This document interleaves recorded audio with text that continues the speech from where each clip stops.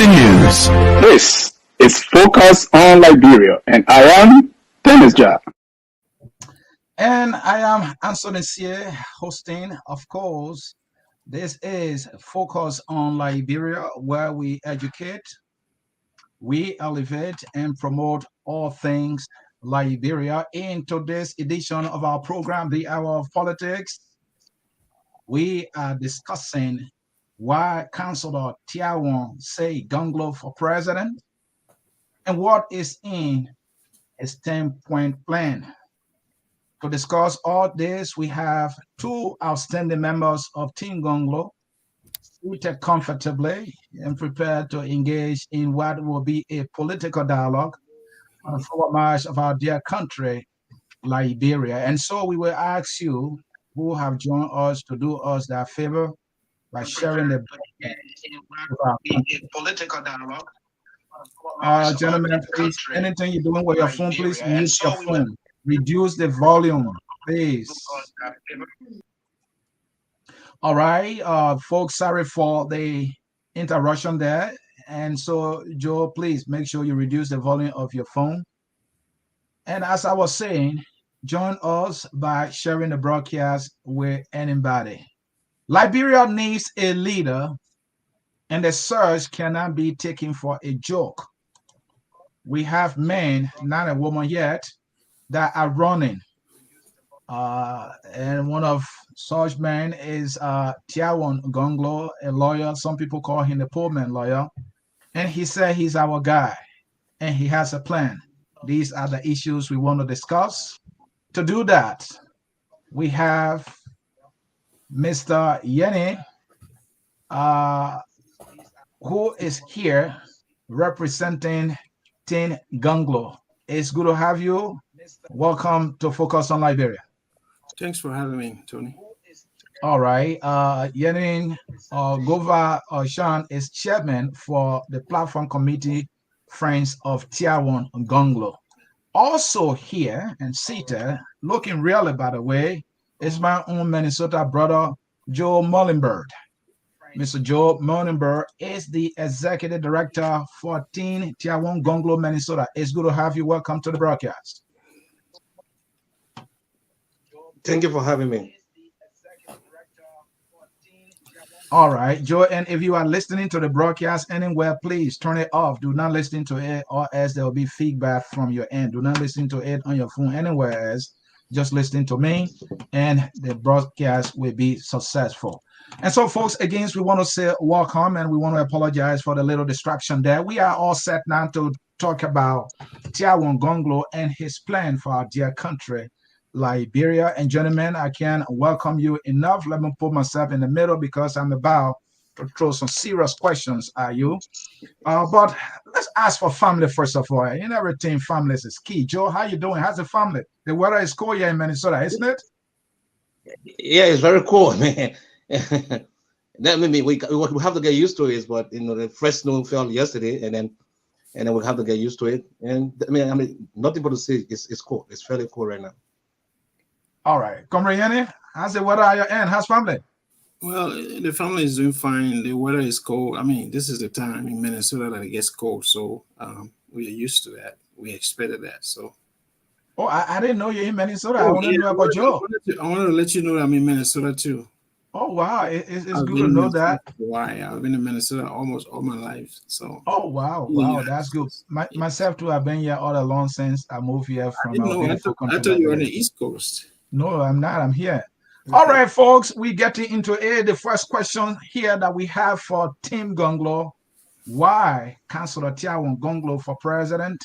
We'll start with Comrade Yene. Why this man is running for president, and why are you supporting him? What do you see in him that Liberian people can bet on for better leadership in our country? Great. Thank you very much. That's a very nice question to Mr. Cllr. The first thing I want to start with the premise that Liberia is 175 years old, but is extremely underdeveloped. And the reason for this backwardness is just one thing: corruption. And this corruption continues to rob Liberia of its prosperity. So successive leaders, most leaders upon leaders, have tried to fix this problem, but the problem is that they have now had a vision and the political will to do it. So we are saying, I mean, this is corruption is like the common enemy that is hampering development in Liberia. So only a clean leader will be able to fix this problem. Corruption in Liberia is like a society. So almost like most of the government officials are a member of that society. And Tiawan Gongloe is not a member of that particular society. He's a change agent that Liberia needs. So that's the premise right there. Besides that, he has the moral acumen to fight corruption and transform the country. He has been tempted. He has been tested. He has years of experience in government. I mean, people are trying to get him corrupt, and they have failed. So we think he's the best person to change Liberia because he has a record. He's clean. He's patriotic, and you can't just change him easily. So that's why Tiawan is running.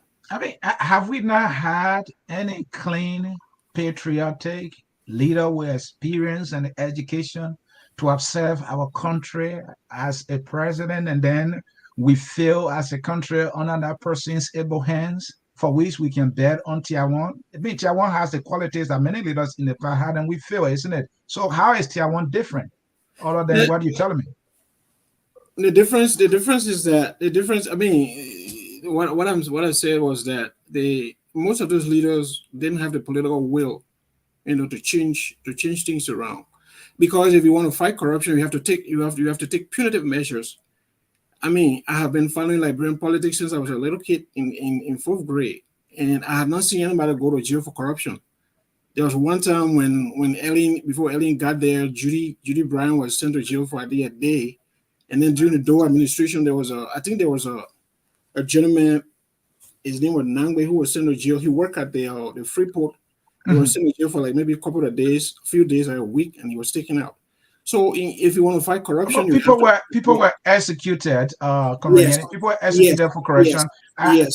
I heard a story that even under the Ministry of Education, some people were given some latches. I think by the Doe administration or so. Did that not happen?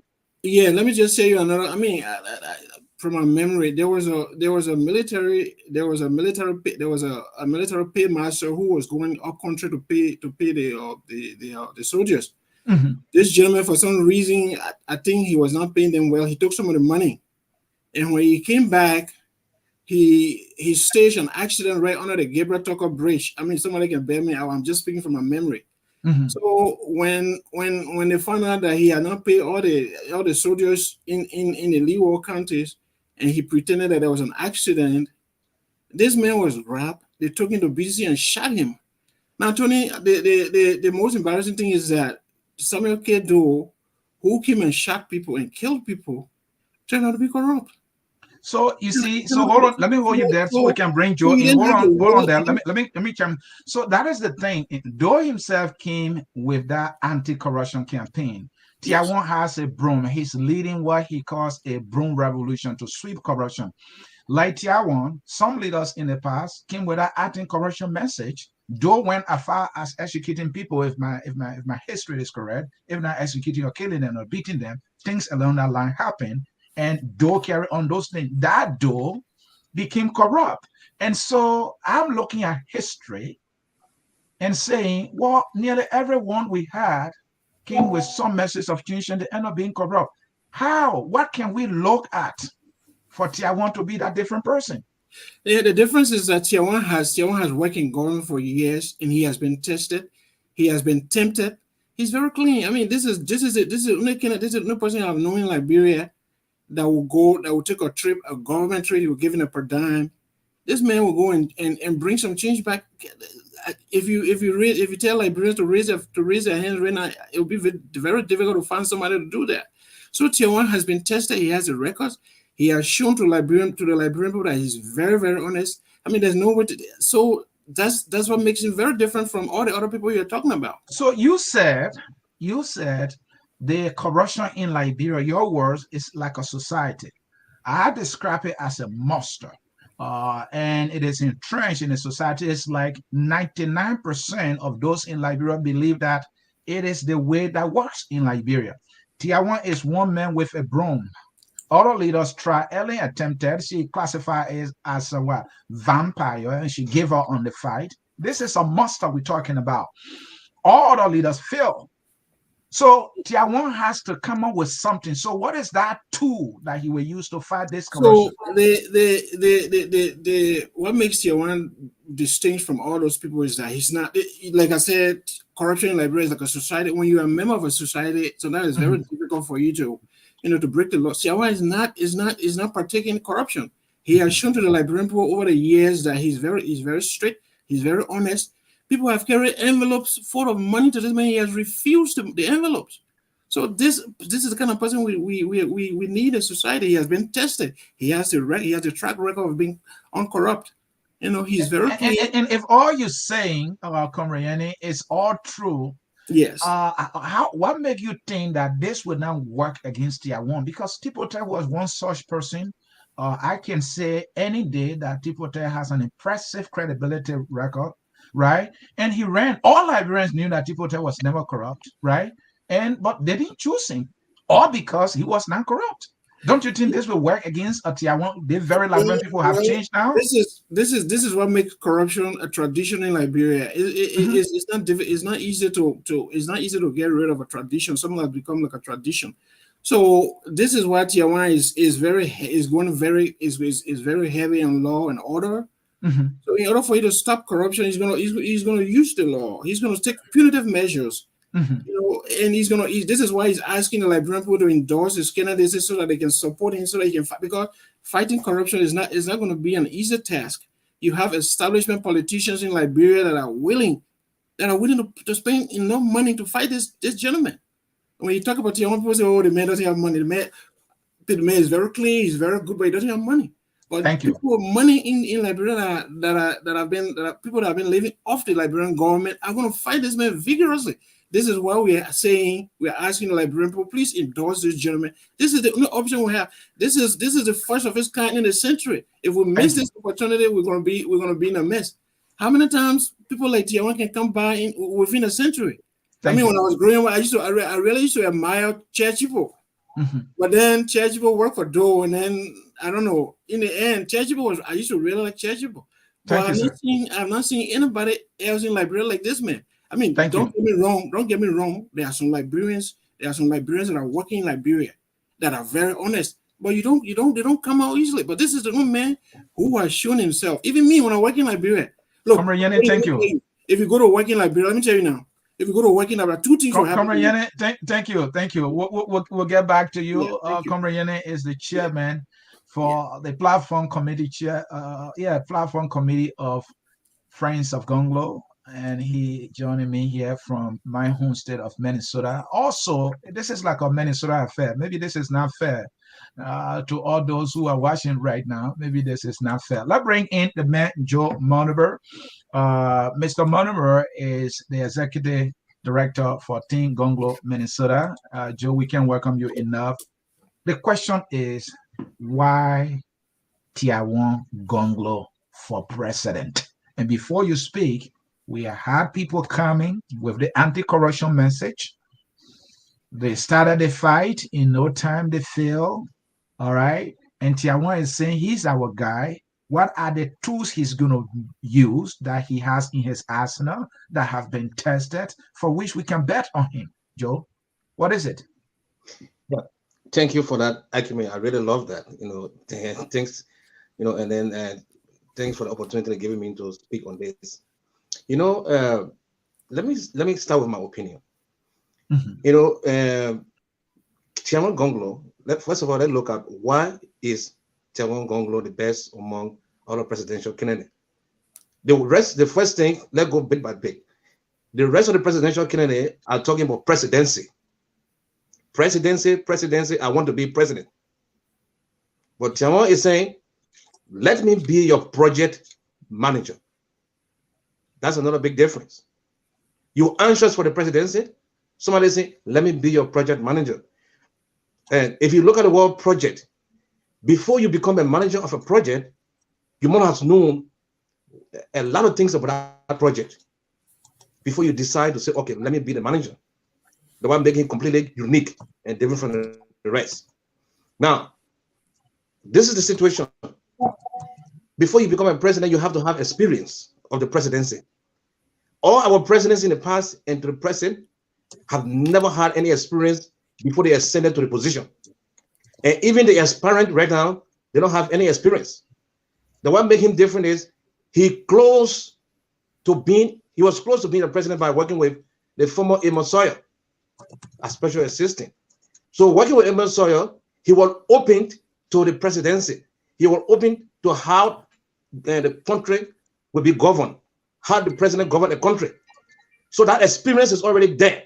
So he's completely different from the rest of the people because of the experience he already had. You know, when you have experience of something, you can easily run it.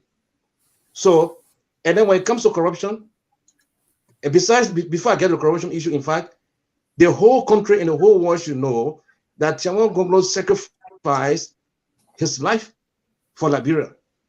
But we're lucky that he didn't die.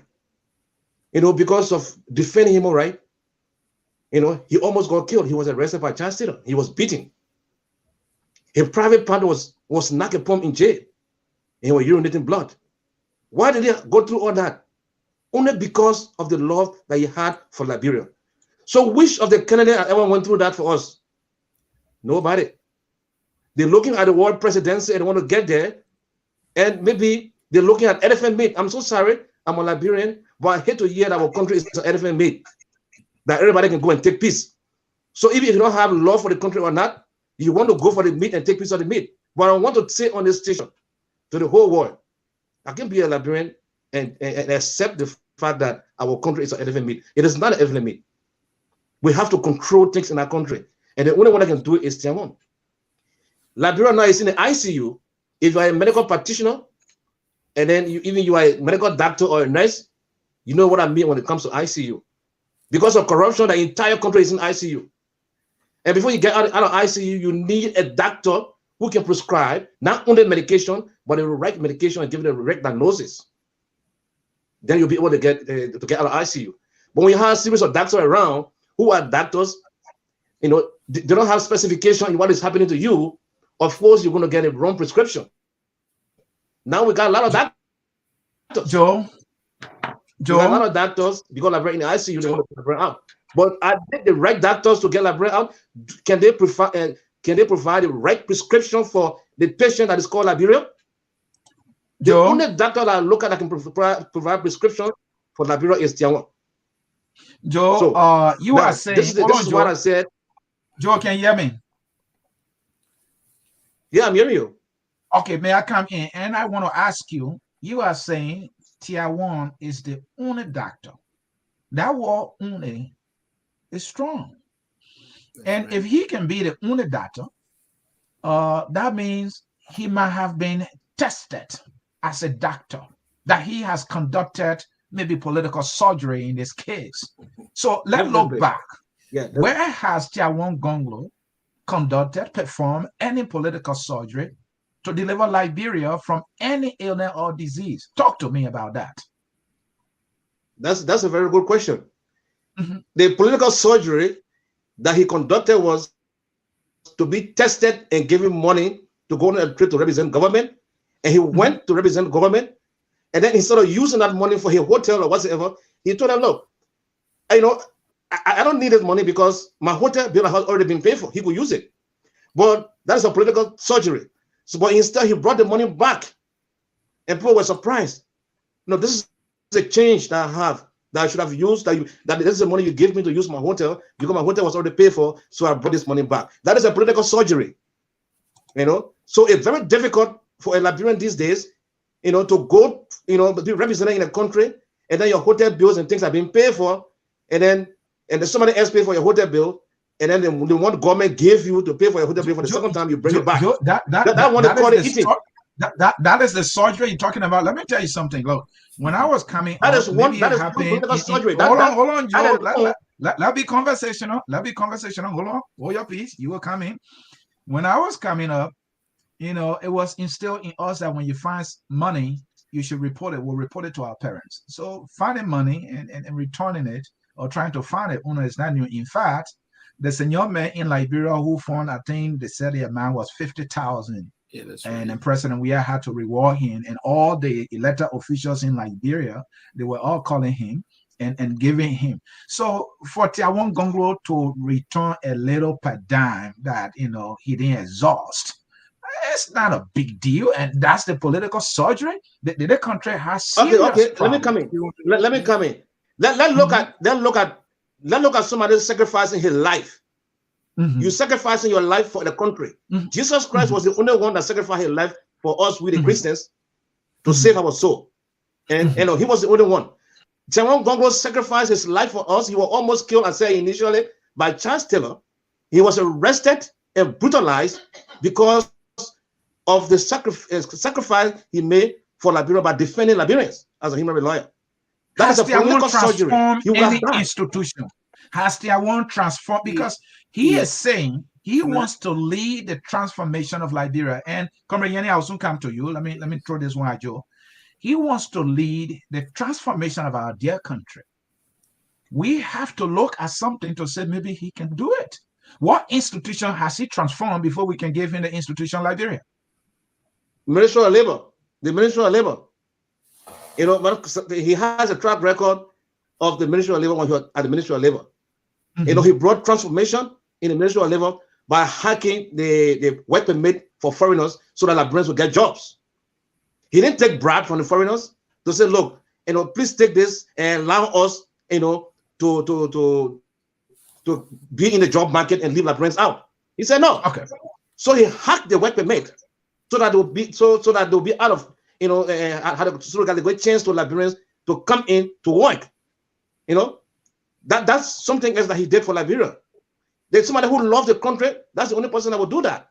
And then he resigned because of corruption. So the reason why he did all these things is to bring transformation to Liberia. He wants the country to be clean. He wants the country to be law-abiding. And then we all know if it comes to the law, there is no law in Liberia. In fact, in Liberia, we got cars going opposite link. We got a story that we got police people arresting people, and then when policemen want to do a job, there's interference, and then the policeman will call the boss, and the boss will put the phone on speaker and say, "Can you leave that man?" And the man will go away. Those things have to stop. Thank you. They have to stop. Thank you. And let me come to you, Comrade Yenny. This thing about Tiawan being the only project manager for Liberia, the only surgeon, it's bringing a lot of questions to my mind. I was asking your comrade here about what kind of institution has Tiawan transformed for us to look at that and say, okay, then we can trust him with our country. And I want to bring to you the Liberian People's Party comes to mind. Tiawan has been a member of that party. When Tiawan and Kofi Wood, Amon Sawyer and H. Burma prominent Liberians, outstanding Liberians who I have so much respect for. They were working in Ellen Johnson's early administration. They turned their back on this political institution that they everything to establish. Tiawan had a ban on the LPP. I'm saying that. And now this is the LPP now he's using. It's like in political cold man. How can I trust Tiawan this time? Well, thank you very much. I don't want to go into LPP's formation and this and that. The first thing I just want to buttress what my colleague said about Tiawan's experience in government. So Tiawan worked as assistant to the to Dr. Sawyer. It's almost like being a lieutenant governor in the United States. I mean, as you can see from the past election, there was a lieutenant governor in the state of Pennsylvania who just won an election, who became a senator. So when you work as an assistant to the president, you learn all the details. Like you say, he continues to say that he was sent all over. He was having conferences. He was meeting with president. He was doing a lot of things. He was even writing his speeches, and that. So this gentleman has the experience to start from the get-go. Additionally, when you talk about what he has done, he has done some transformation in the country. For instance, when you work at the Ministry of Labor, he said when he got there, if you listen to his videos, he keeps saying that when he got there, he found out that the foreigners in the country, the foreign businessmen in the country were bringing their relatives from outside of the country and employing them. considering the fact that Liberia has so many accountants, he decided, why you guys bringing accountants? So what he did was there was a law. He sought the indulgence of President Ellen Johnson Sirleaf, and then he passed a law. And what he did was he increased the fee for the for work permits, from $400 to $1,000. Immediately, the Indians and the Lebanese and the commercial people in Liberia decided like they started hiring Liberians instead because it was much cheaper. Additionally, and when that happened, the business community was not happy. So what they did was they decided to go through underground, to go through the normal Liberian process. They pack dollars, they pack thousands of dollars in envelopes and send them to Tiawan. Tiawan refused that. If you listen to Tiawan in one of his videos, he said Ellen called him. He went to Ellen. He told Ellen, Ellen, this is not your job. This is my job. So these are some of the reasons why. Secondly, another transformation he has done when he was Solicitor General of Liberia, he discovered that most of those judges, or local judges in the counties, the sacred court judges in the county were not, some of them were not qualified. I think he said no, maybe one had a law degree. So he went and started hiring graduates of the law school of the University of Liberia. So right now, almost all of those judges in Liberia are all college graduates, and he gave them cash. So this man has done a lot. So right now, whatever he did, those things are in place. Those guys are those lawyers, those judges are there, real qualified, and that particular law is still in place today. As a result of that law that he passed at the Labor Ministry, if you go to Monrovia right now, you see Liberians working in most of those supermarkets and other business sectors. So he's doing a lot. If you give him the opportunity, he's going to do more. The reason why he's doing that is because he's clean. Thank you. He's not part of that society. This is a society, Tony. I'm seriously.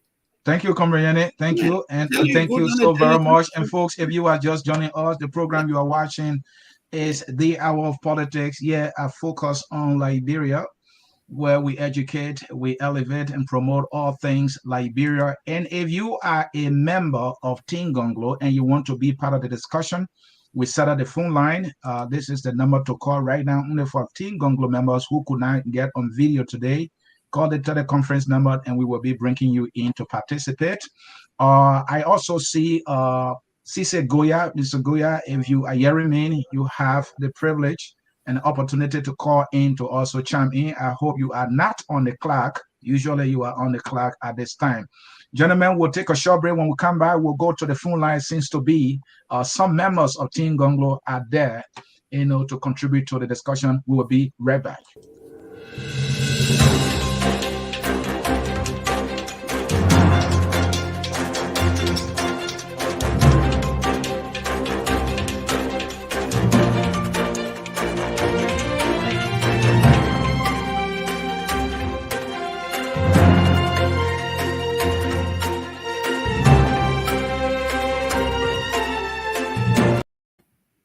All right, folks, we are back with you. At this time, we'll go to the phone lines. We should be having some members of Team Gonglo there waiting to contribute to the discussion.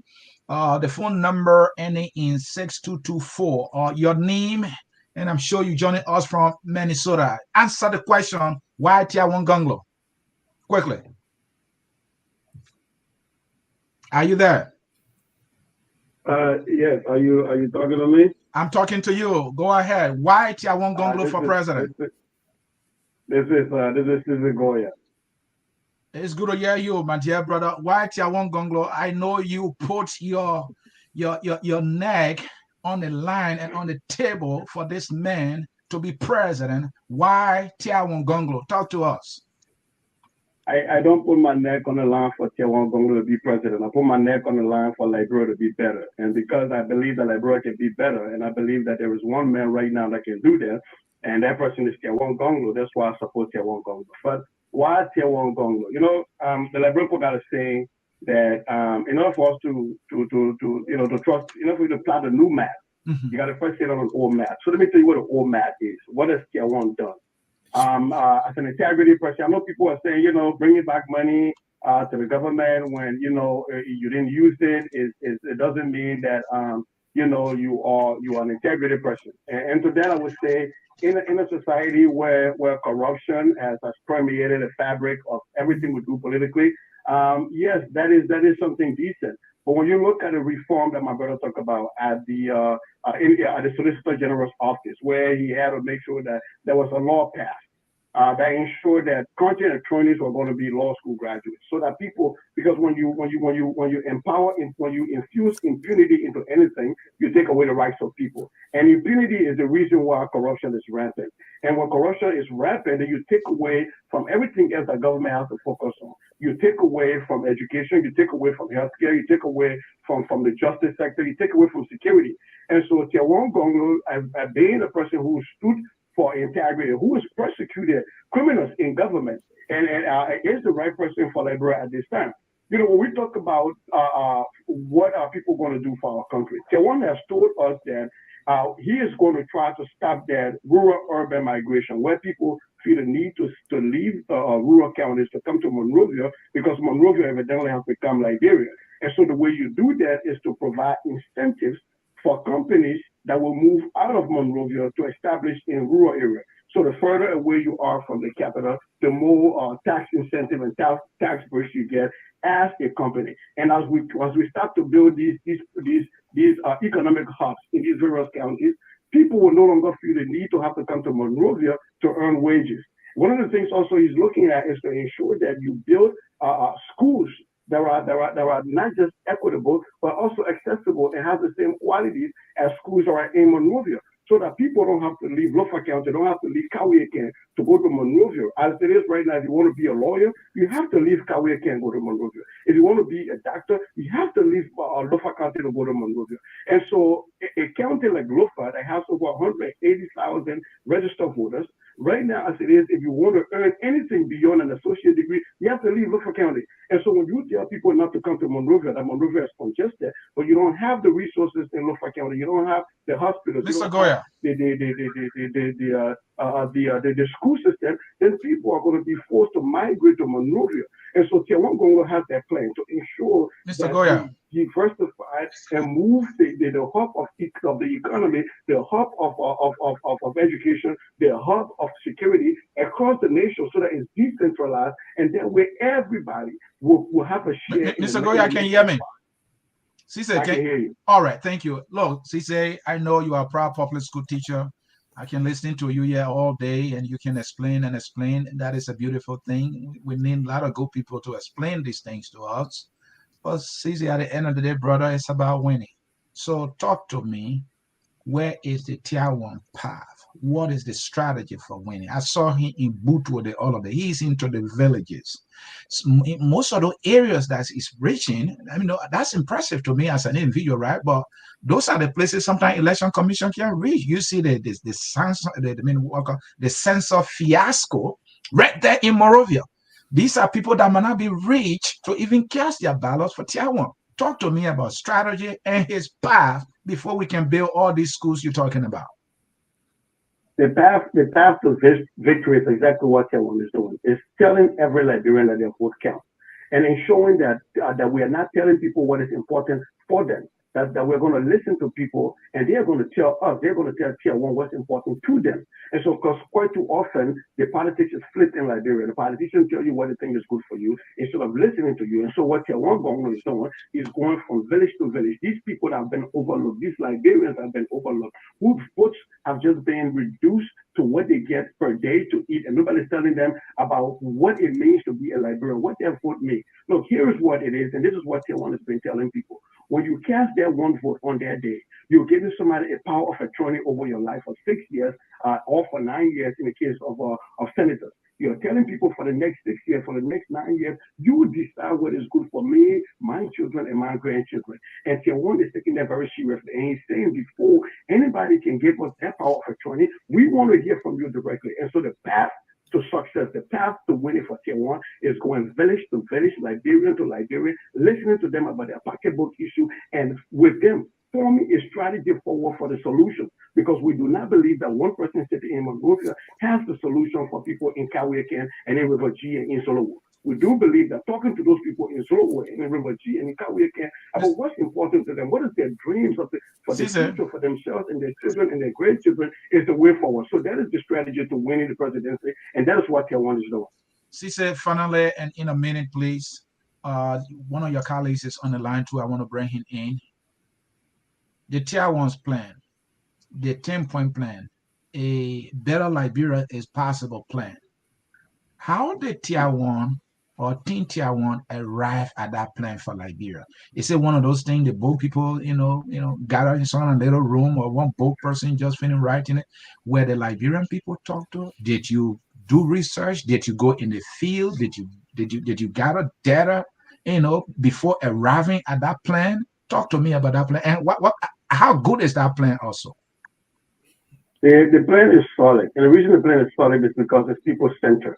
It's based off of research. It's based off of talking to people. It's based off of looking at data, looking at what the United Nations say is going to be those positions that are going to be the most needed, the things that are going to be the most needed. What's going to be resources that we need to allocate to the most basic needs of humans. But it's about talking to people. So I want to talk to people, listen to people, find out what they think is most important to them, look at the research and see what does the research say, and then put all of that together. So it was not just formulated by a group of people sitting down in Monrovia with PhDs. It was formulated based on talking to people in their villages and finding out from those people what's important to them. What do they want to see forward for their children and their great-grandchildren? What do they think are those important things? And by the way, the councillor continues to say that 10-point plan might become an 11-point plan. It might become a 12-point plan, because as we all know right now, inflation is affecting the world globally. So there might be other things now that people see as more important based on what's coming out of this out of inflationary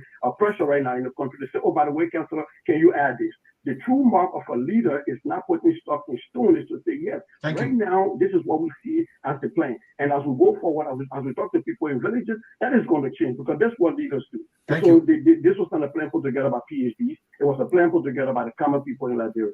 Thank you. Cisse Goya is a resident of the great state of Minnesota. He's a proud public school teacher, highly recognized in this great state, imparting knowledge in Liberian here and also Americans here in the great state of United States, Minnesota, rather. Cisse, thank you for joining us. We appreciate your contribution, sir. Thank you, sir. All right. Let me get back to my panel here, and then we'll go back to the phone line after talking with them a little bit. Let me see here. Hold on. Okay. Joe, what I want to know, this 10-point plan, this a better Liberia is possible plan, is that an agenda or is it a plan? I think there's a difference there, and you can disagree with me for the sake of a discussion. Is that an agenda or is that a plan? If you think if it is a plan, then tell me what are the elements in it that make it a plan. Joe, that's for you. Thank you. And this is a plan, like my brother said, that was based on research and data. It was not just a bunch of people or few persons that went in one room to decide to write something for Liberia.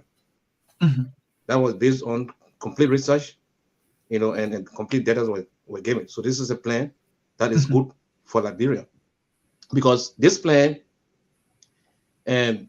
involves everything that is better for Liberia. It involves rule of law, it involves reconciliation, business, even agriculture, the school system, and merits, how to get job by merits, and the health sector. So these are the things that Liberia face now. So all these plans absorbed all, and that's a way that it goes. So this is a plan that absorbs all Liberia problem right now. It summarizes what needs to be done in Liberia. For example, let me just talk about one, because Tiawan always talk about corruption. You see, for the first one, that says there will be zero tolerance, for corruption under the Gonglo's government. and within the first 100 days, a true review of audit reports will be done by the GSC, and the GSC will carry out the audit report. Now, if you are afraid, then look at this one. If somebody is afraid, if somebody into corruption, if you are afraid already, you wouldn't. If you're somebody into corruption, you will never want to say this because you're not afraid. You know that I'm not going to be in corruption, so I'll be open to audit for GSC to come and even publish anything that they see about me. Because if I was somebody that was into corruption, that got some hidden agenda, I won't do that. Like, I will never do that. But once he knows he's clean, he knows he will never one day hide anything from Liberia when it comes to corruption. So he open to say, I will be audited. I'm open to audit by the GSC, Joe, not just by anybody, by the proper authority. Joe, yeah. Can there be a national plan without a timeline, without a budget? Can there be a plan without any of those two elements or those two? Can there be? Yeah, but I just told you this is a national plan. This is the plan that it will be used to govern Liberia during Tiawan's administration. And it involves everything. Somebody might argue that it's like an aspiration. It's like an aspiration. I don't see dollars and cents. I don't think you can implement this thing, without money. Just talk to me. Maybe it doesn't have to be, right? But just tell me why is it not that way. I wouldn't want. No, I wouldn't want to speak on that right now when it comes to dollars because I'm not a financial expert. So, so I will be seeing something contrary if I go into talking about dollars and cents because I'm not a financial expert. So I can only tell you that this plan, summarizes the entire problem of Liberia. Only a project manager can manage such a plan that summarizes the entire country problem. Is there a calculated reason why that which look like an aspiration? You're not even talking money here, because it looks a little impressive and a little more ambitious, but you might need money to get it done. Why is that not in the picture yet? Any reason why? No, definitely in these monies to be done. I won't dispute that, but I just told you I'm not a financial expert, so I won't want to say anything concerning, how much we need, whether you need money or not to be done. I don't want to go into that because I'm not a financial expert. So, and if we had our financial expert, who can go into that, he will be able to better deliver in that. But I can't do that. All right, thank you. Let me bring in Comrade Yanni, and I read the plan. It's right here before me. I'm looking at the 10 points. I read it over and over, and when I look at the plan, for a nation.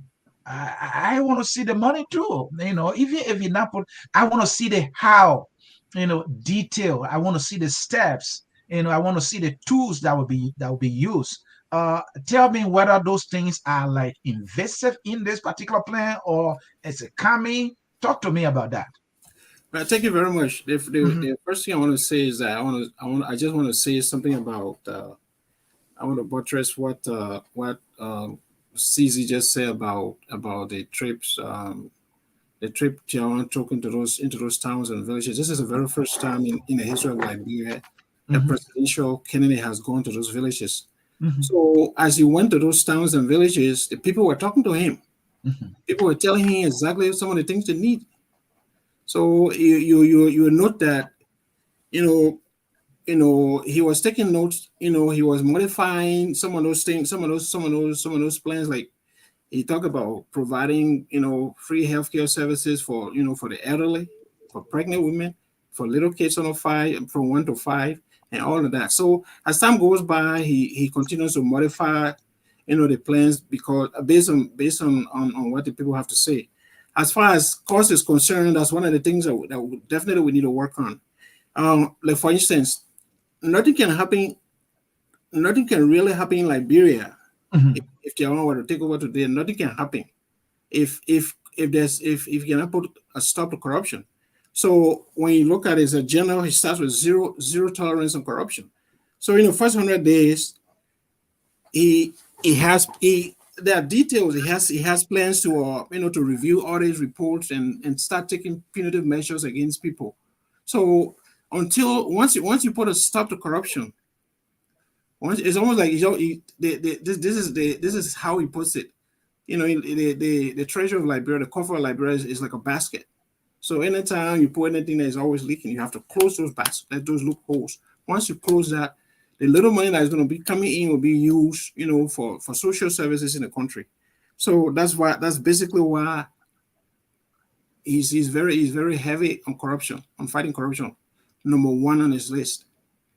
As far as the price tag is a very, very cool question. We've been working on it. I told him we told him about it. We need to set a price tag on this. And since he's heavy on corruption, I want to just get a rationale.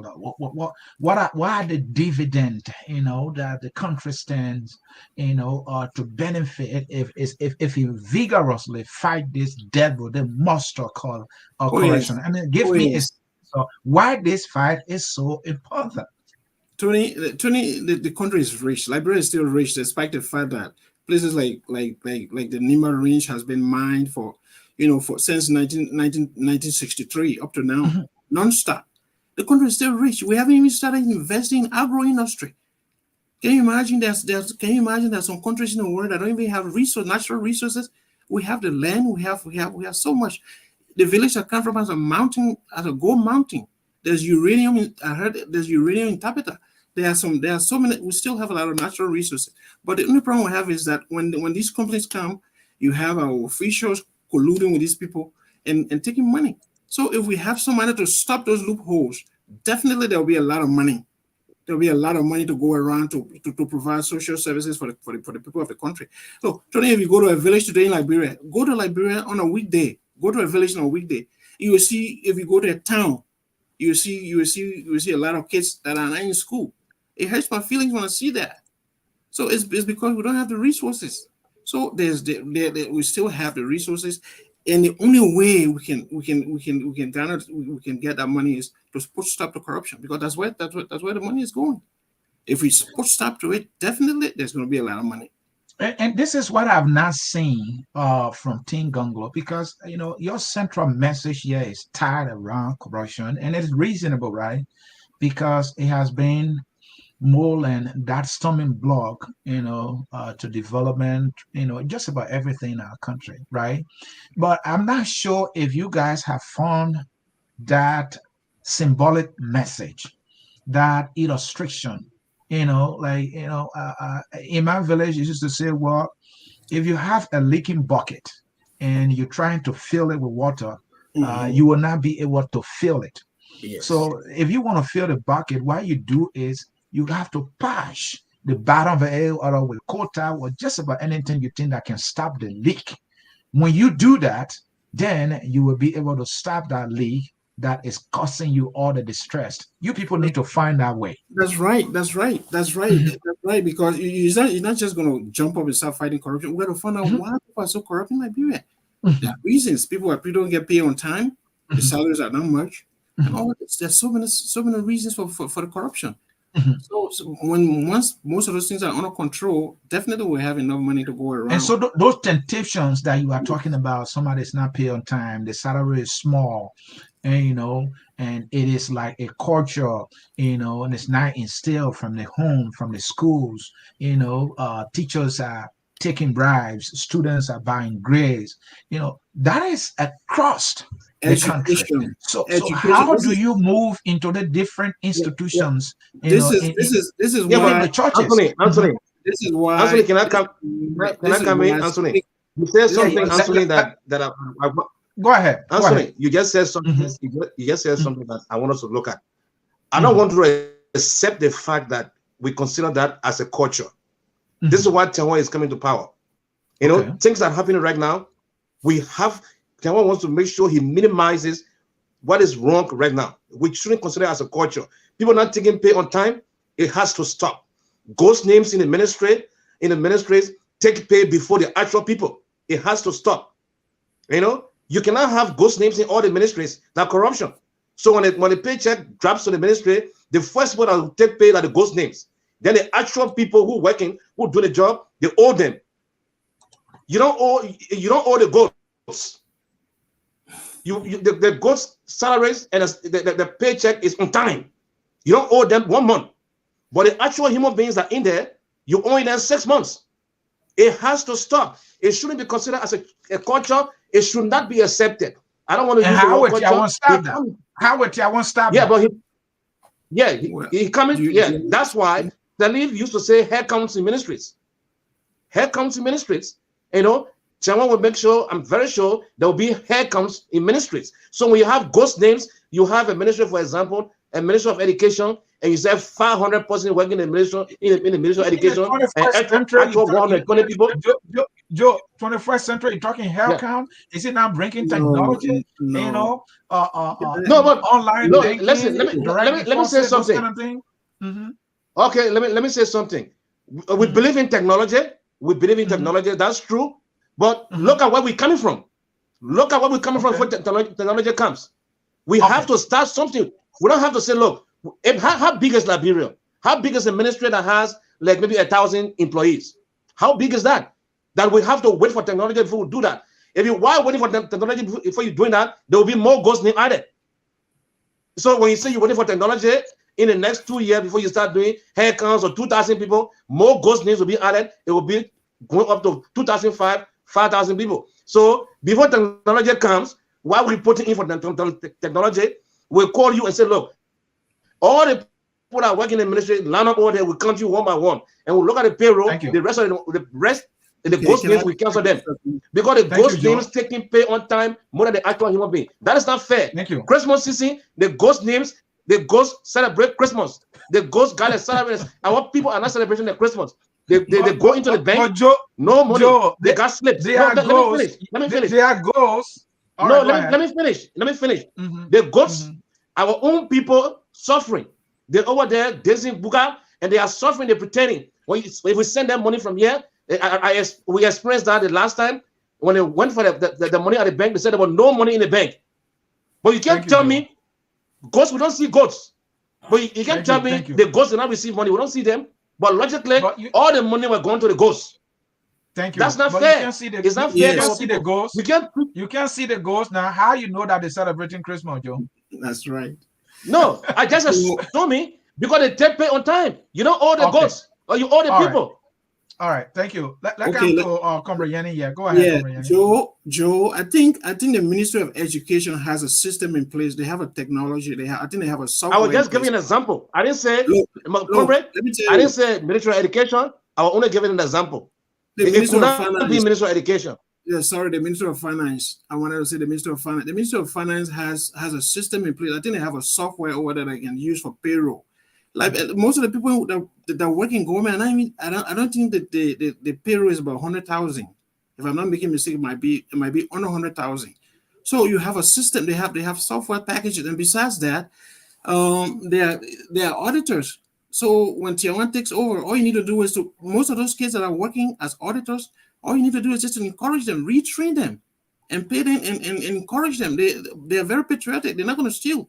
Pay them on time, and then that goes hand in hand with civic education. When you talk about the leaking bottom, you know, you're saying that is a guarantee because you are paying people on time because we know the legislators, right?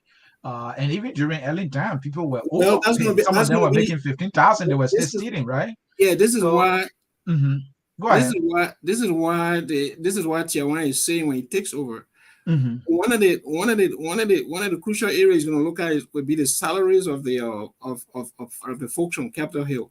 Can you imagine? You have a country's budget, almost more than 60% or 50% of the budget goes towards just salary. And I just want to add a little bit about ghost name. I read about John Magufuli, that late president of Tanzania. When this man took over, he was very progressive. The first thing he did was he started a process. That man raised a lot of money. I think about $1 billion. He went and stopped the ghost name on payroll. He raised a lot of money from it. So if you do the same thing in Liberia, you're gonna get a lot. You're gonna put stop to a lot of leakages. So it is possible, but it has to go with education too. Most of those kids have to be retrained. Most of those auditors have to be retrained and told, if you do this, you're gonna be punished. If you don't do this, you're gonna do that. You know, that's basically what's gonna do. That's basically what's gonna happen. Punitive measures have to be taken against people that do these things. So it's not just, goals, this and that, but civic education too.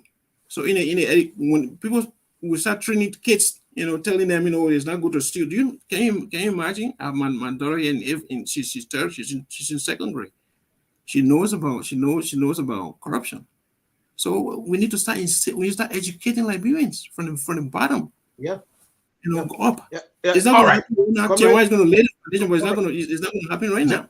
Gentlemen, time is fast spent. Yeah. We will take a short break. When we come back, we'll read some comments and try to see if we can get some calls from those who want to call and participate. A short break. Will be right back for comments and for callers. Stay tuned. At Focus on Liberia, we discuss everything Liberia, from education to politics, arts and culture, entertainment, agriculture, history, religion, family, and technology. Focus on Liberia uncovers and showcases the best of Liberia and shows the world the truth about Liberia. We educate, elevate, and promote all things Liberia. We conduct interviews, panel discussions, debates, and more. Tune in to Focus on Liberia on Facebook and YouTube and be a part of the stories that make up the news. This is Focus on Liberia, and I am Dennis Jar. And I am Anthony Cie. The program you are watching is the Hour of Politics. We are in conversation with Tiawan Gongloe, and we are discussing two major questions here. Why Tiawan Gongloe and what is in his 10-point plan? They call it Make Liberia, what's the name again? A Better Liberia is Possible plan. That is correct. A Better Liberia is Possible plan. And folks, if you want to be part of the conversation, we have this phone number 605-313-6004. Enter the code 791-403 pound, and you will have the opportunity to ask a question, make a comment, or if you are a tier one person, you can blow that trumpet for him. So while we wait, we read some comments here.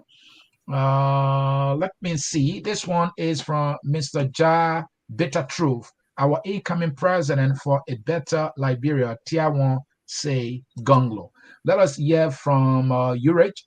Washington from Massachusetts, Tiawan for Liberia presidency, one of the best options for Liberia, he writes. This one says Facebook user corruption is a symptom of a bigger issue. That's true. That person writes. And then we have Cisse Goya here, www.gongloforliberia.com. And that is the website you can go to see Tiawan. Another one, www.gongloforliberia.com. I think that is the same website. Let us hear from this Facebook user. An anti-corruption campaign message is in a corrupt society is political suicide. That person writes. From Mangato Deba Kanga.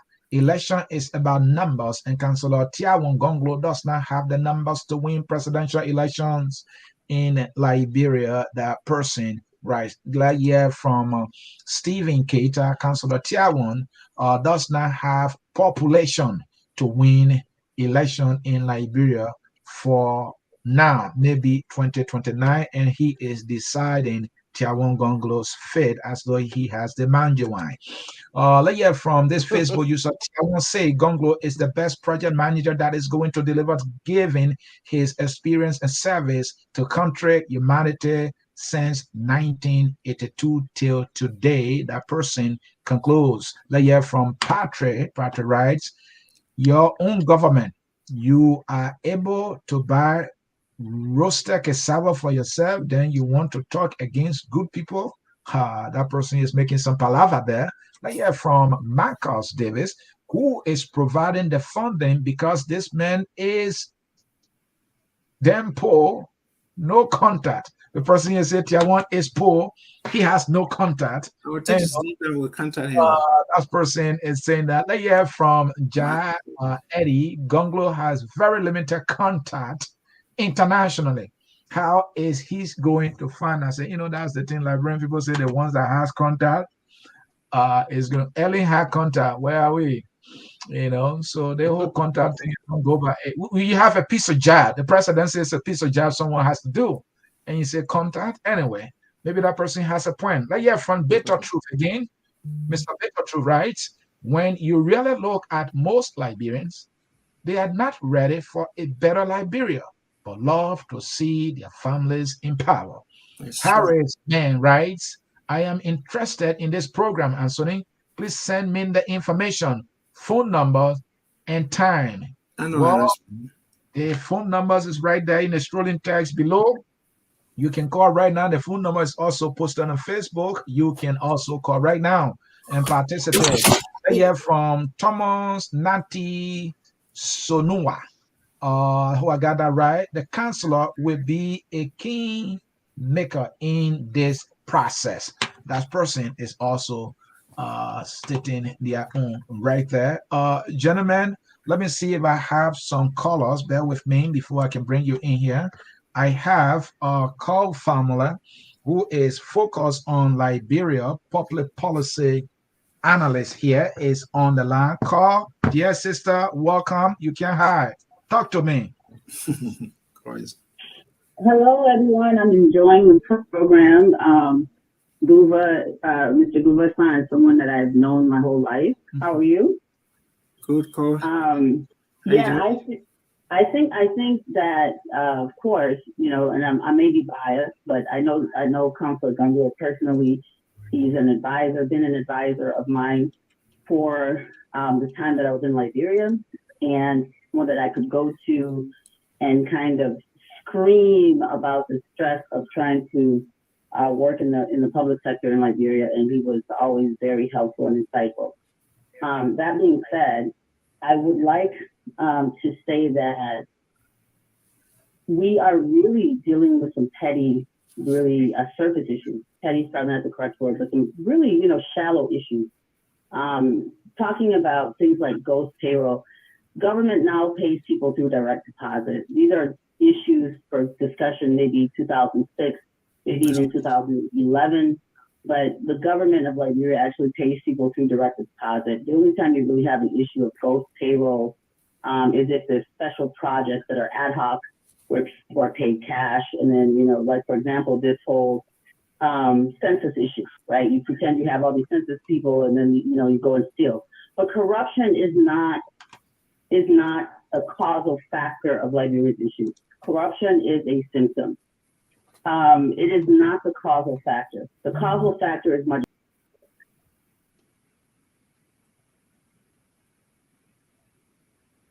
Oh, she lost everybody. We need a re-education campaign in Liberia to kind of educate the population. We also suffer from one of the greatest brain drains since the transatlantic slave trade. You're talking about the youngest, the best, the brightest citizens in the country being taken ripped out of the country as refugees, as economic refugees now, and before that we had the war refugees coming out of the country. This is a huge issue. So you have a huge population of the people who should be building the country, building other people's countries.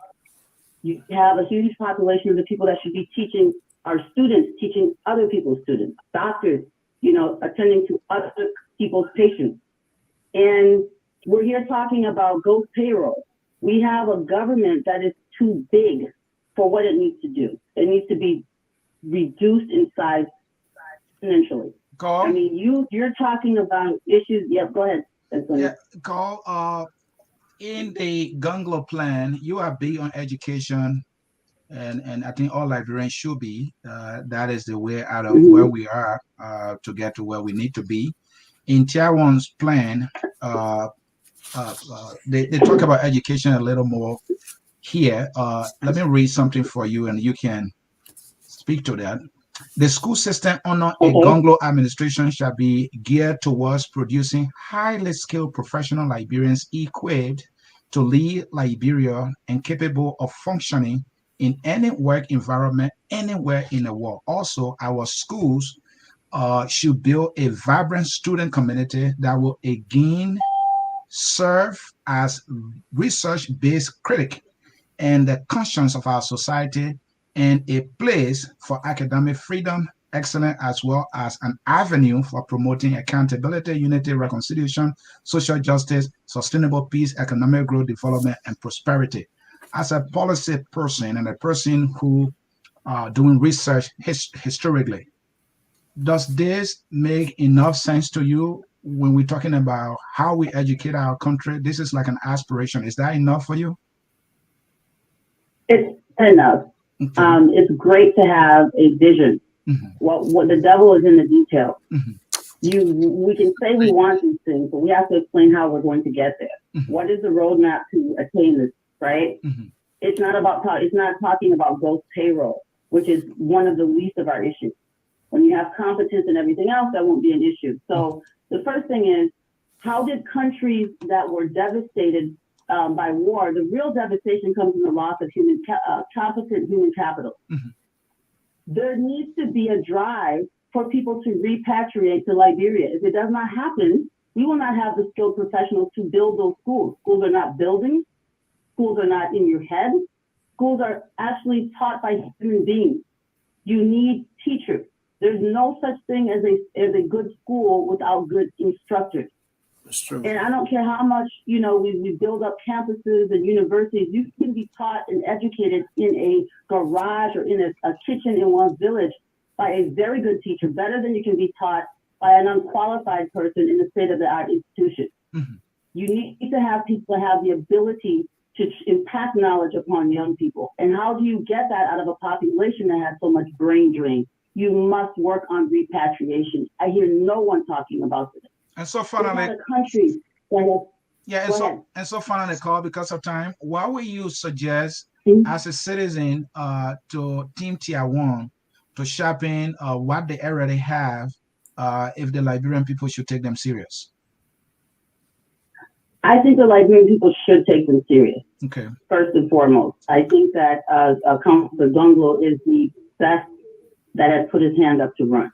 Okay. So I am, I just need to get that out of the way. But what should be happening is with each vision the leader has, there should be capable problem solvers who are experienced to be able to set up the roadmap to get there. Okay. Part of the campaign message should be about inspiring people and letting the Liberian citizens know that this country is their project. It is their responsibility. People think that it's one individual can come with a lot of money and a lot of friends and fix the country. Citizens build countries. Citizens build countries under the guidance of leadership. And that message, I think, is what Councilor Gonglo, what I heard from him when I heard him speak, and I think those around him need to push that message even more and more articulately. I believe in him because I listened to what he said. He believes in the power of each Liberian citizen to manifest their own destiny. That's the whole purpose and the whole reason Liberia was established. And so that needs to be brought about. Remind people of who we are and who we've been and who we can be in the future. Thank you. Folks, that was the voice of Cllr Famula. She is focused on Liberia public policy analyst, and she is also the presenter of Focus on Liberia program, the History Channel. Cllr, thanks for joining us, and she joined us from the great state of Georgia, where politically it's a little racket there. Thank you, Cllr.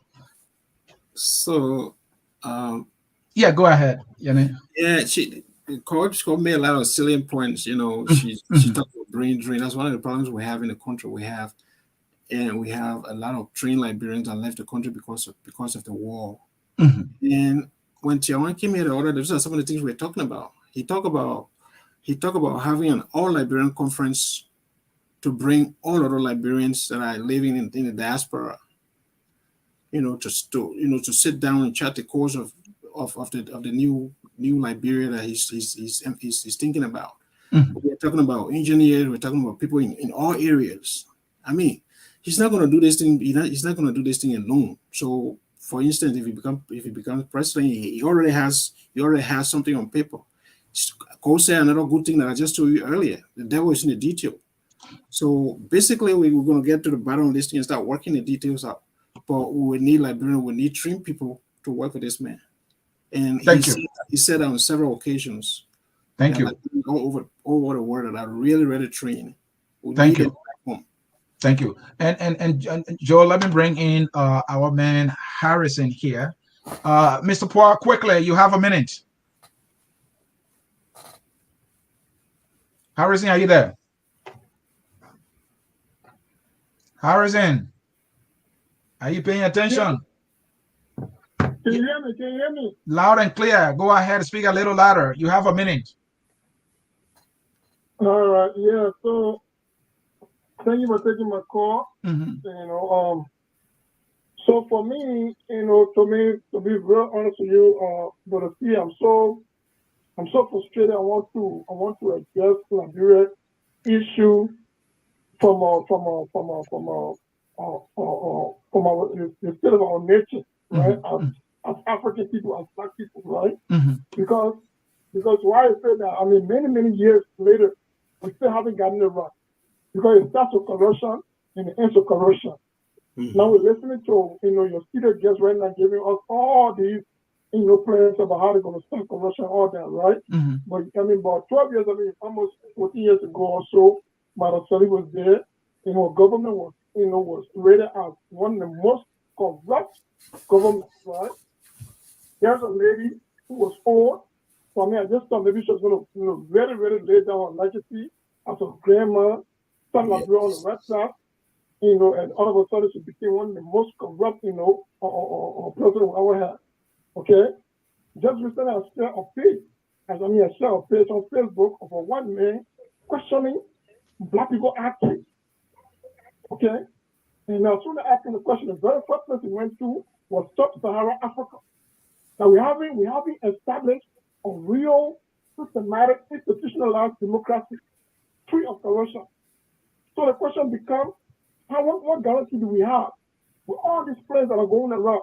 Mr. Gonglo will stop corruption and this and that and that. What guarantee do we have that these plans will actually work? That we have a system where we as Black people can say, yeah, we have an institutionalized government that we are running ourselves. We're not running other people's country. You see, for me, that's my concern right now. What guarantee do we have? Because I mean, people are reading books on Black people that have to reach out to them enter stores. They're watching us. Because they believe that we are corrupt, we are criminals. Thank you. And so when you look in our country, you see that happening. So that's my bigger concern I have. It's about our nature. All the other things is about nature. Are we very corrupt? We haven't corrupt. Thank you. So let me answer my question. Thank you. Thank you. And I will bring Joe in to answer that question. Joe? Yeah. What is the question again? Repeat the question. No, he's talking about corruption, that, we as a people have not been able to fight this devil in the room. And he said Ellen had a government that people respected from the very beginning, but that government was a complete letdown. So he's frustrated here. How can he trust any other person? And you guys are saying all the beautiful things here. But at the end of the day, we might come back to the same 6 and 7, as we'll say in Liberia. That is a concern. Can you address that, please? Yeah. Initially, I said, and I will continue to say that, before you engage yourself into anything, you must have had experience of doing what you want to do. Because Gonglo is somebody, you may take it to be something small, but charity begins at home. I said it initially. Whenever you be tested with even a cent, a penny, your parent give you, and they ask you to go and buy something, and you're supposed to bring a penny back as a change. When you charity begins, if you don't bring that penny back and put that penny in your pocket, you will grow corruption. So let's look at it to be something that is used to him, that you're part of. By you going out and looking at the money and bringing it back, you may take it to be small. It's not something small. That's how you can grow big. So it's not in your blood. It's not something you're used to. You want to see it stop. But you were not given the opportunity to have a huge sum of money to return to the government. But the idea, the first opportunity he was given, and for money that is left over, he brought it back. So if the money was even bigger than that, he would have still brought it back. So let's not look at it being small. Let's look at the act.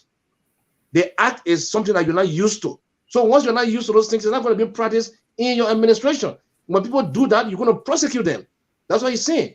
People who engage themselves in that will be prosecuted because it's not part of him. It's not something that he endorses. You know? So that's how I want us to look at it. Let's look at the low man point, where the rest of the people who are voters, the little people, so they can understand exactly where we're going. That's what I want us to do. So this is the kind of man he is. And then, from my opinion, corruption on his administration is going to be minimized. From my opinion, it's something that will be gradual, and then it will be minimized. Once he's there, before he gets out the first time, I'm sure he's going to go around 85 to close to 90%. But this is a gradual process. Yeah, I just not automatic. Just wanted to add a little bit to that. Yes, please add, and then after adding, you can give your closing because of time. I understand the caller's frustration. Almost all Liberians are corrupt. In Liberia, when you're going to school, like when you're going to the university, when you say you want to study politics, people say, "Oh, you're going to steal." It's all because the majority of Liberians don't have interest. They don't have confidence in our leaders. So, but if you have somebody like Tiawan Gongloe who has lived that kind of life, that kind of clean life, this man is clean. He's piously clean. So if he's taking the initiative to start a process, I think it's somebody we need to embrace. And there's no way. My father used to say no woman will come from the bush and can't change. We have to try somebody. And the reason why we want to try this man is because he has the record. He has a track record of being clean. I mean, you have seen it from his previous jobs. Let's give him the chance to do it. He's not going to be alone. All right, gentlemen, I think we had a great discussion. At this time, we will get each of you closing statement. But before that closing statement, let us listen today very quickly here, just for a minute, and then to prepare you for your closing here. All right, something that will prepare you for your closing. All right, what are we doing here? Oh, I think I run it here. Sorry, guys.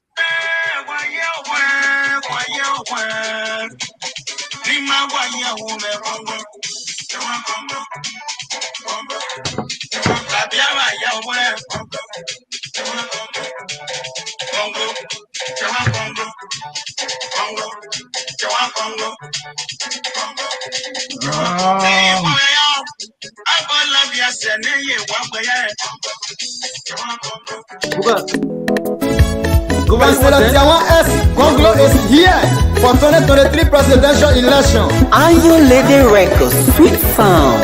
Hey, mi dane olo, sensei konege no me. Mi dane olo, sensei. Kuna mewe mi dane olo, sensei konege no me. Mi ele kane we rato kanu legese, sensei konege no me. Pa dole ke, sensei. Wa se kwalo ba ke la we mi ole, sensei konege. Mi dane olo, sensei. Kuna mewe mi dane olo, mi ele kane we rato kanu legese, sensei. Councillor Tiawan is here to reflect our mind on Liberia. Liberia is 174 years old, but remains backward and underdeveloped in absolute terms and also in comparison to other African countries that are in fact much younger.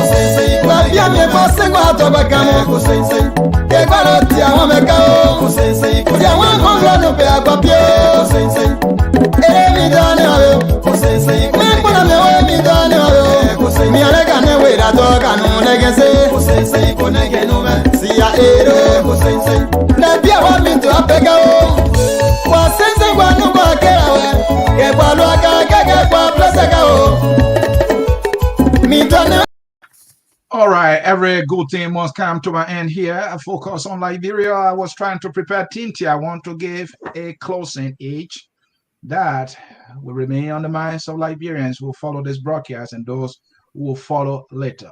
So we will start with Joe Monoba. This is his home, Minnesota. He's the chairman.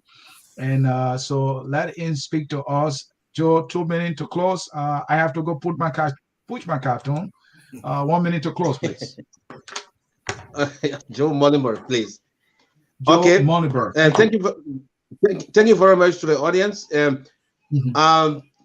Okay, we may have, said some things that you're not satisfied with when it comes to representing Tiawan Gongloe. We are not perfect people, especially specifically me. I'm not perfect. Maybe I said some things that that didn't resonate well, that you wanted to hear more from me. So but what I would do right now, I would urge you that if I said something that you need to know more about, I didn't say enough. So Tiawan Gongloe is coming to Minnesota on the 26th, of this month. That is next week Saturday, and then we already planning a program for him. He will be there to answer all the questions, all those things that that we didn't say properly today. All those things that, and after we're answering you guys that that was not enough, that you wanted to hear more. So this is an opportunity for you to come at next Saturday, which is the 26th of November, and then the hall has been booked. Tickets are on sale, and these are the tickets. Right now I have the tickets here in my hand. They are on sale right now, $25 for the ticket. And then the hall has been at Broken Path Community Center and 560085 Avenue North, Minneapolis, Minnesota 55443. So the door open at 5 p.m. and then $25 for your ticket. But when you buy the ticket, guess what? When you come there, you got varieties of African food. You'll be having dinner with Tiawan, and on this ticket you can eat, and 5 different kinds of food will be there. So you can eat any amount of food that you want, and then you'll be interacting with people, and then you'll be having free drinks. The food will not be sold. Free tickets, free food and free drinks. But you only purchase a $25 ticket. And then we're talking about corruption and transparency. So I initiated and instructed, all those that selling tickets, that buying tickets from even out of state, because we send some tickets out of state. I don't want cash to be flowing around. We're trying to practice what we preach.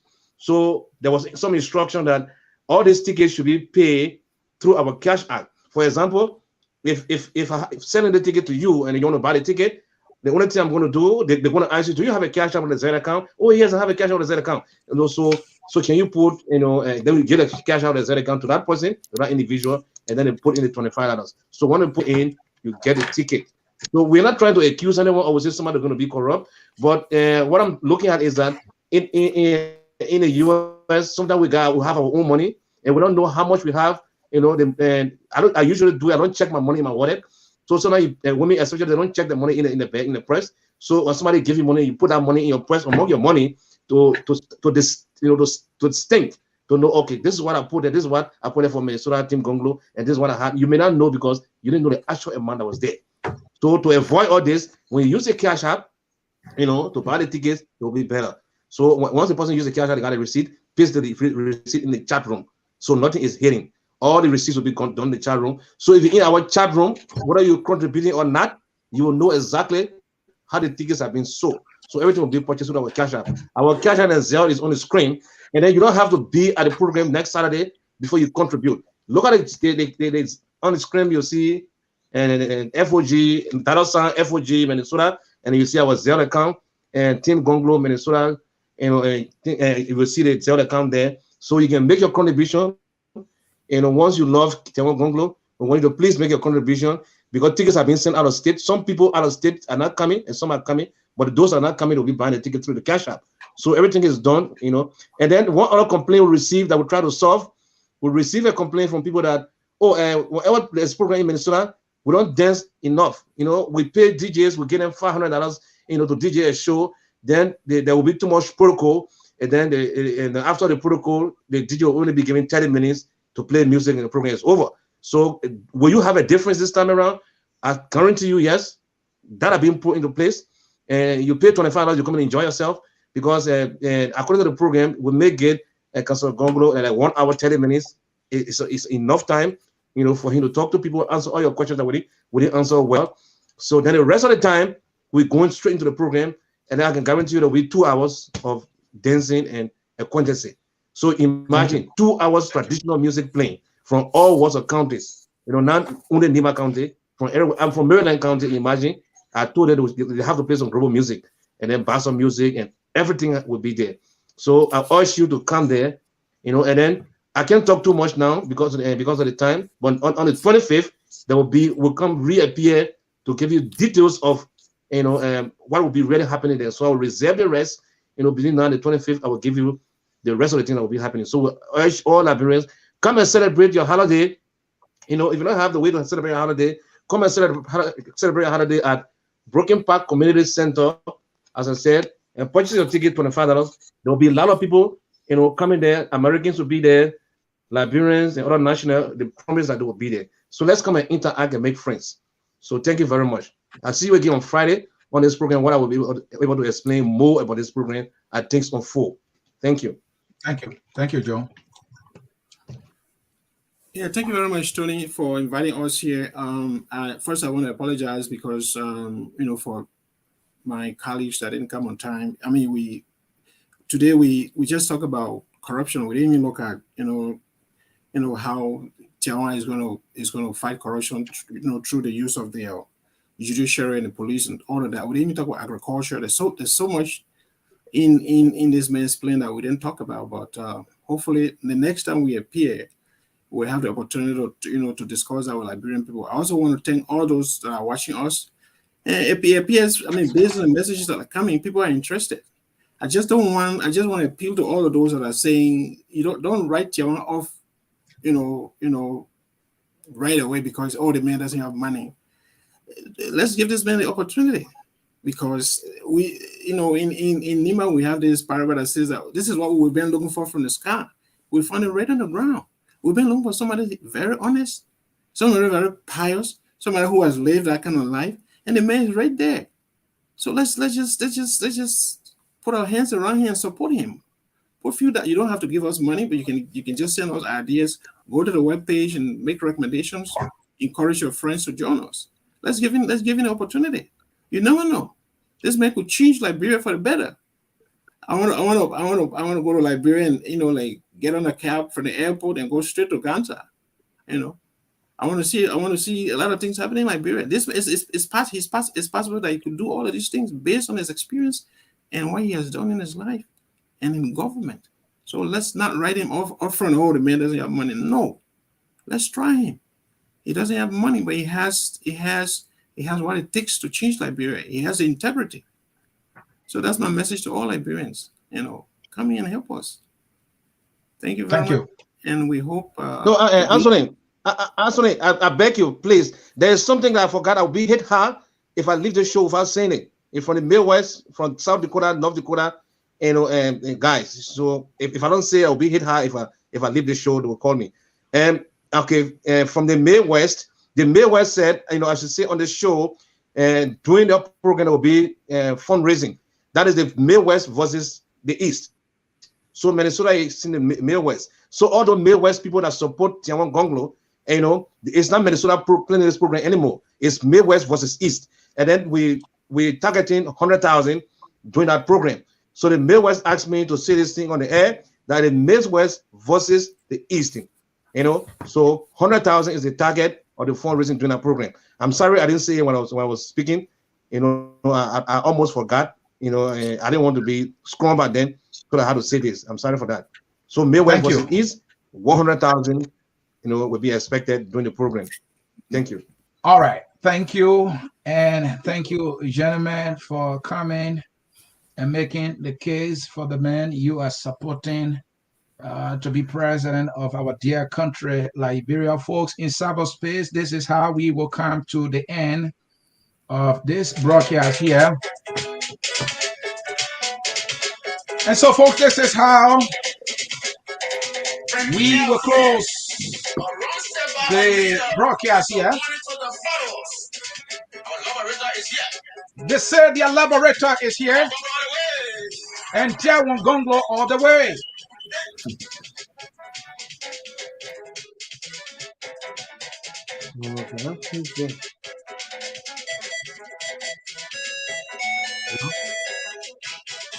He's running for president. Tiawan Gongloe. But you know, the people over here almost going from one village to the other.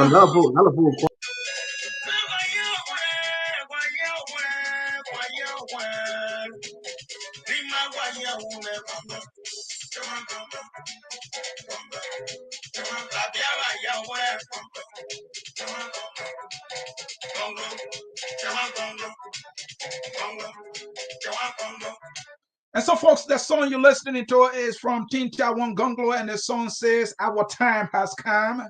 Nimba's time has come." Tiawan Gongloe, Liberia's time has come. Tiawan Gongloe. The song says, "We are suffering. The country Liberia is suffering.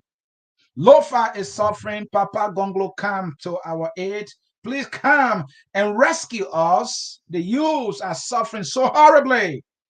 And those of us from Nimba have been suffering. Tiawan Gonglo, come. Let us work together. Let us come together. The man and the damn people come together. All the people of Liberia come together." And this is the part that I like. Corruption will soon end. Those corrupt people will soon be disgraced.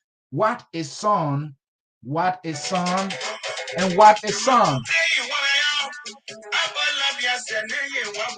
And the question I'm asking is, does Gonglo have it in him to end corruption?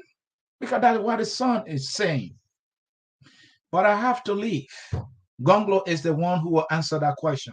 My job is simple, to tell you what they say, and then you make your choice. I think I've played my part, and so I have to leave you now. But I can't leave you without telling you there's this song so nationalistic that says we are all Liberians. Whether Tiawan is your guy, you are a Liberian. Whoever your guy is, you are a Liberian. The song says we are all Liberians. The song is taking us home. I'm going to push my cartoon, and Liberia remains where it is. Thank you for watching. Anthony Cllr, on behalf of our team here, Focus on Liberia, saying to you, bye-bye.